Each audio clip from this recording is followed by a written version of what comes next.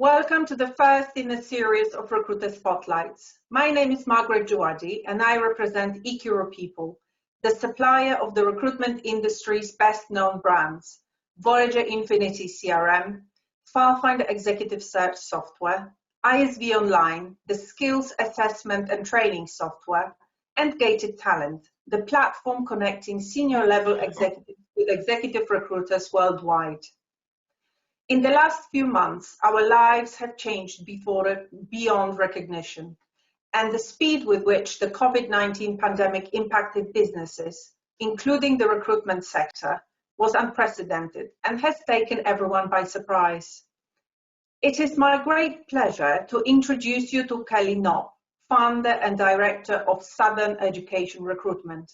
Like many recruiters, Kelly's professional life has been affected by the pandemic, but she refused to accept her fate without a fight. We hope that Kelly's story will inspire other recruiters and will brighten your day. Welcome, Kelly, and thank you for taking the time to speak to me today. Hi, thank you very much. Pleasure to be here. Lovely. Please tell our audience about your background and the impact on the pandemic on your career. So my original background was in healthcare. I did that for about 20 years. I then moved into recruitment for that sector for about a year.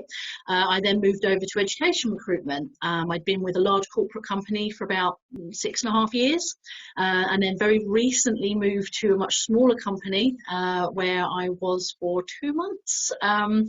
Pandemic happened and got made redundant. So yes, obviously massive impact, sort of losing my job, being a smaller company. I think there was an element of panic from their financial perspective.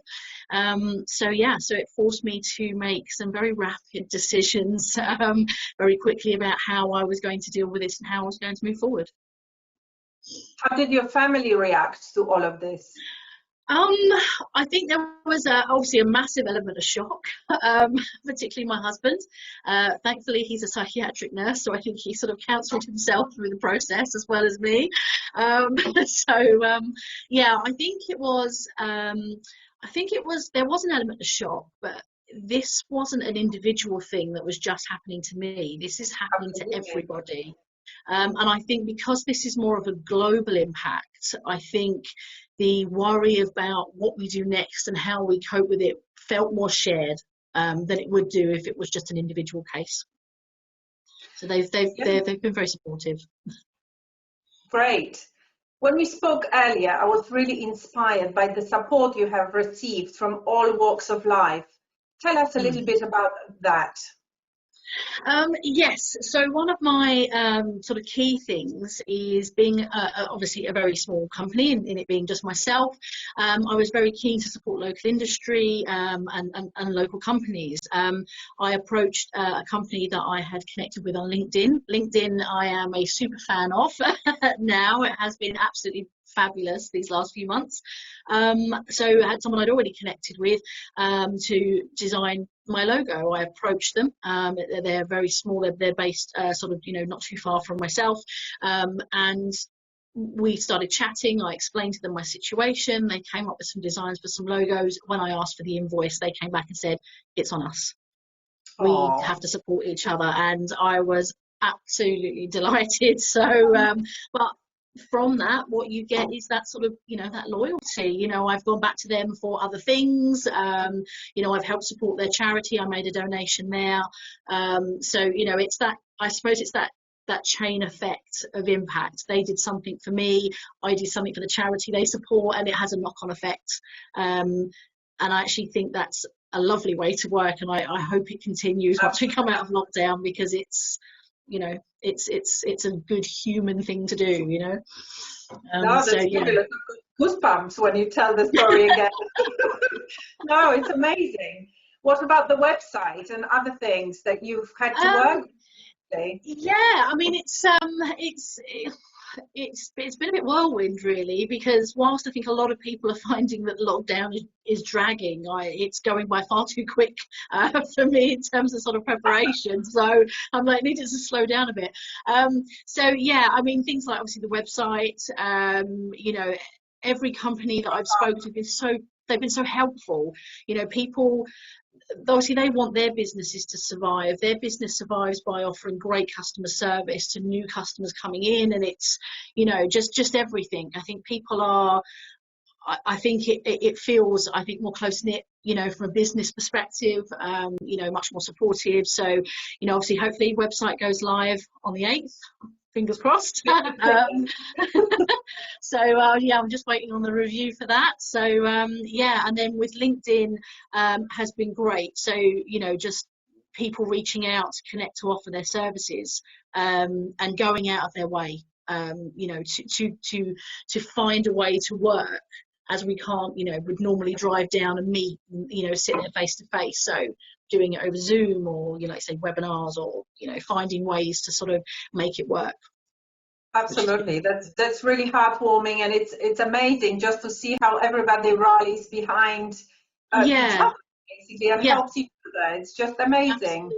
Absolutely. And I think, you know, I think it's something that if we take anything away from this situation, it's actually if we all sit down and think about how things will work to benefit each other rather than just ourselves, everything works. You know, I'm a great believer in karma, and I think, you know, you sort of, you get what you give, you know, and I think it's just, you know, I hope it continues in that way. Great, that's really, really fantastic to hear that. Now, like with all recruiters, technology plays a key part in any recruiter's life, and good software takes care of a lot of mundane admin tasks, freeing up the recruiter to do what they do best, source great candidates for their clients. Tell us about what were the key factors when selecting your technology provider. Yeah, so Voyager Infinity, I love it. I cannot emphasize how amazing it is. When you do recruitment, particularly, you know, in today, you know, it's an industry that is always changing. It's always having to adapt, I think, anyway, you know, sort of even pre-pandemic.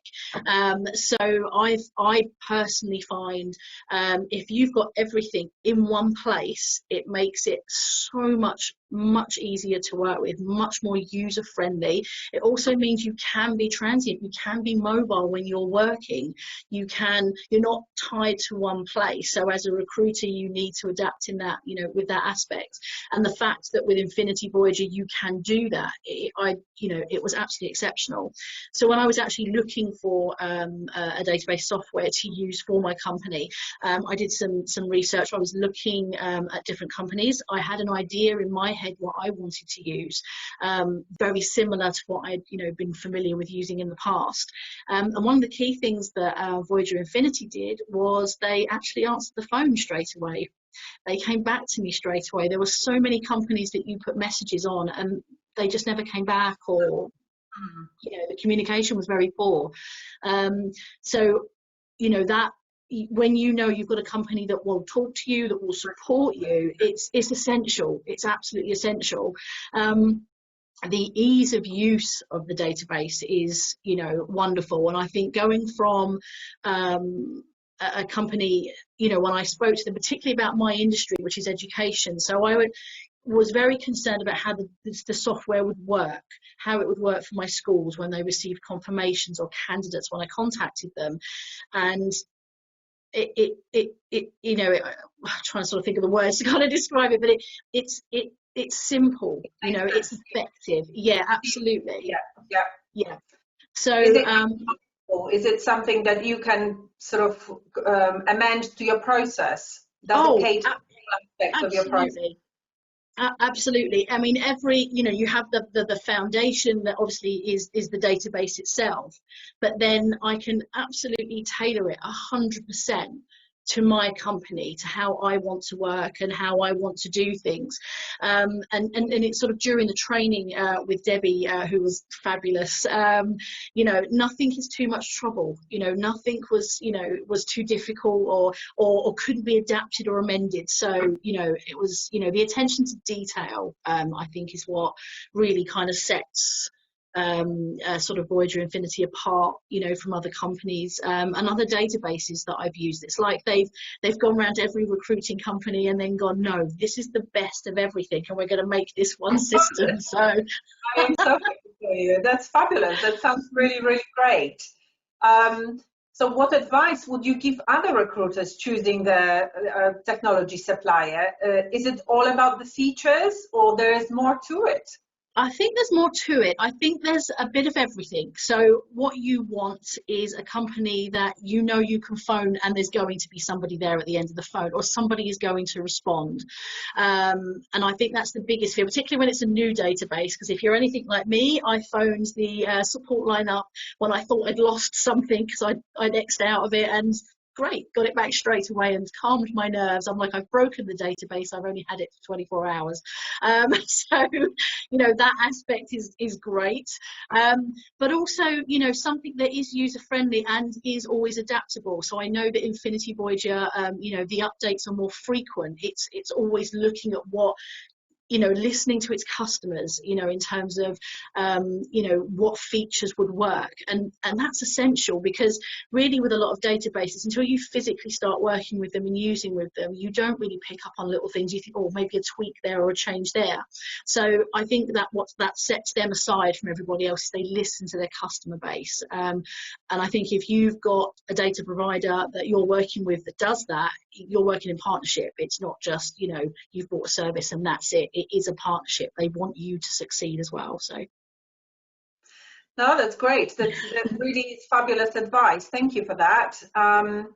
So far you seem to have it all under control, but I'm sure it wasn't all plain sailing. no. What were the biggest obstacles you had to navigate while starting up your new business? Where do you draw your inspiration to keep going?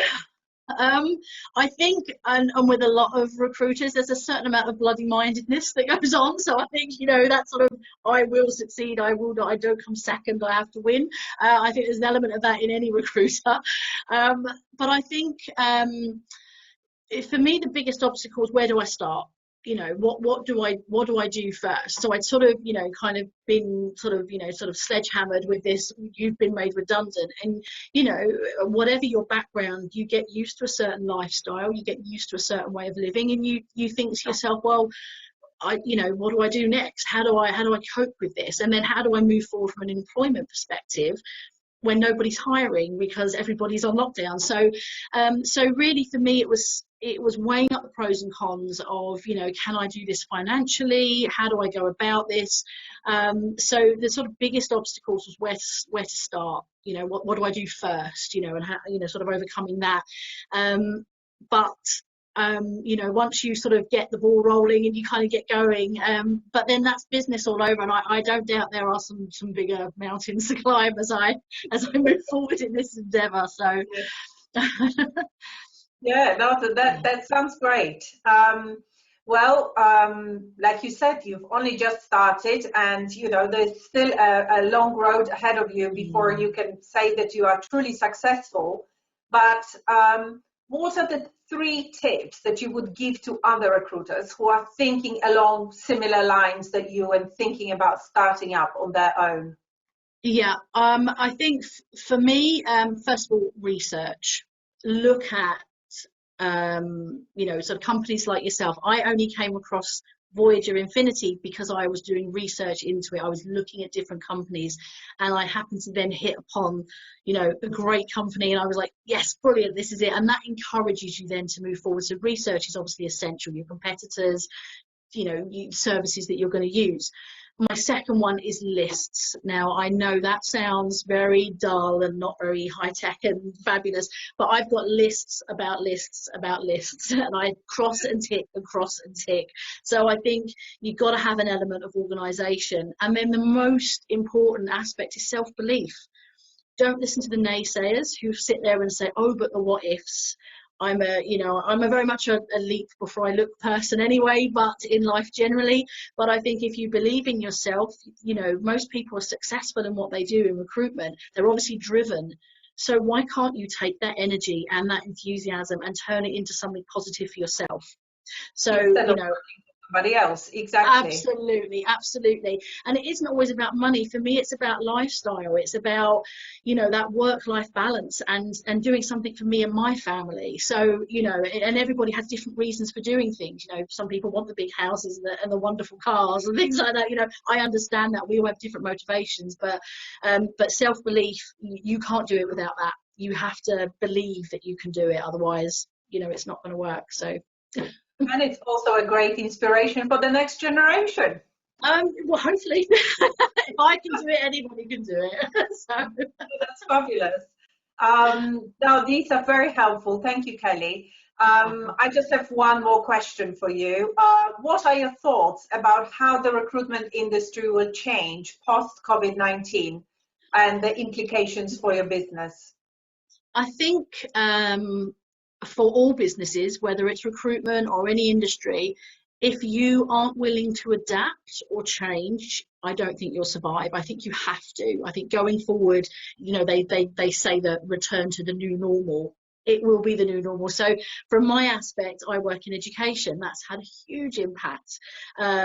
It's having to think, you know, outside of the box in terms of how you can support your clients, your schools, sort of going forward and working around solutions. So it's a lot more sort of think tank. It's a lot more problem solving, I think, going forward in recruitment. Meeting your candidates face to face, you know, it was almost essential. So now I think this element of working where you speak to somebody, you know, via a video link is probably going to become the sort of new, you know, new normal, or the new way you do things. Yeah. So, and I think it's just remaining sort of strong. So I've kind of, you know, I don't want it to sound too sort of callous, but I've kind of leaped on the right one. Okay, well, I can show that I understand about COVID-19, and I offer COVID-19 training for candidates going into schools to show that they have at least got the basic knowledge when they go forward. So it's just being adaptive. And sort of, you know, you have to embrace it as awful as it is. You have to embrace it and think, what can I do to sort of work with it as opposed to against it. So yeah, so I think for a lot of recruiters, it will be a change, but I think it will be a positive change. I think we spend so much time rushing around to, you know, fit meetings in and do things where actually we can work more remotely and take the stress out of everything. So I think it could be a positive thing. No, that's fabulous. Yes, I completely agree with you. It's changed our life, but I think it has opened up so many more opportunities that yes, and those who will benefit and take benefit from those opportunities will succeed. Yeah, absolutely. And I think that's the way to look at it. I could have looked at this as a very negative situation. I could have sat there and just waited for the world to start turning again and then just go out and get another job. But it's not in my nature to do that. And I just think, you know, when are you ever going to get an opportunity where you've actually got the time to sit there and build the structure for your business? Yes. You have to seize these opportunities, and whilst it is an awful situation, and you can't imagine what a lot of people have gone through or are going through with a situation like this, there are positives, and I think you can turn a very negative or a very dark situation into something very positive, and get some benefit or some good out of it going forward. So yes, very true, very true. Well, Kelly, it's been wonderful talking with you, and thank you for your time. I wish you every success for the future, and perhaps we can catch up next year to see how you're getting on. Absolutely. Hopefully I'll then be sitting in a nice shiny office rather than my dining room, but yes. Perhaps not, you know, who needs an office? Well, this is it. Well, the reality shows that you don't. Absolutely, yeah. Thank you so much for your time. Thank you so much and have a lovely day. Thank you.